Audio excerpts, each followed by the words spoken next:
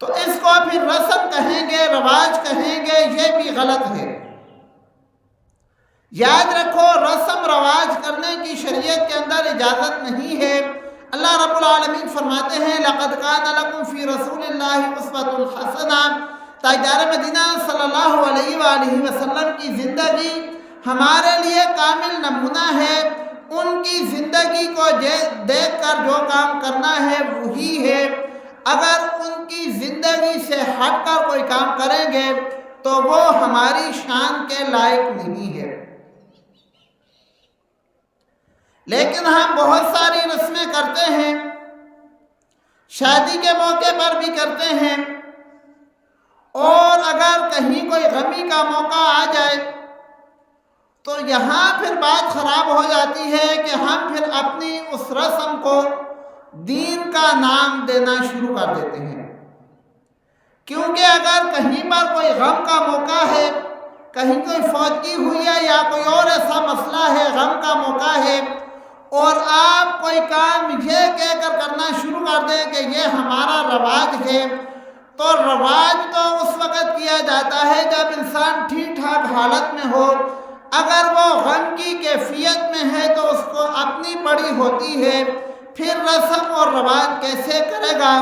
تو یہاں پر ہم دھوکہ کھا جاتے ہیں، اپنے رسموں کو اور اپنے رواجوں کو دین کا نام دے دیتے ہیں، حالانکہ وہ دین ہوتا نہیں ہے۔ آپ صلی اللہ علیہ وآلہ وسلم کا لایا ہوا دین ہی اصل دین ہے۔ ہماری اپنی خواہش یا ہمارا اپنا طریقہ، چاہے ہم اس کو رسم کا نام دیں یا اس کو دین کا نام دیں، وہ دین کے اندر شامل نہیں ہوگا۔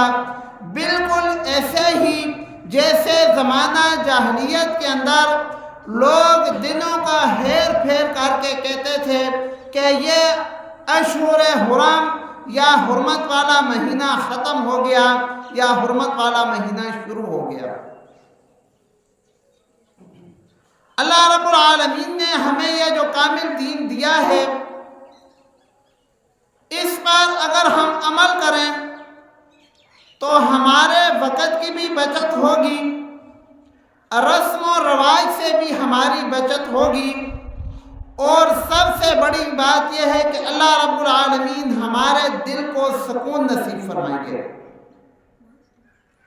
اور اگر ہماری روش یہی رہی، اپنی ضرورت کو دین کا نام دیا، جہاں پر بھی ہمارا بس چلا، تو ہمارا پھر یہی حال ہوگا کہ ہر گلی اور ہر محلے کا علیحدہ سے دین ہوگا۔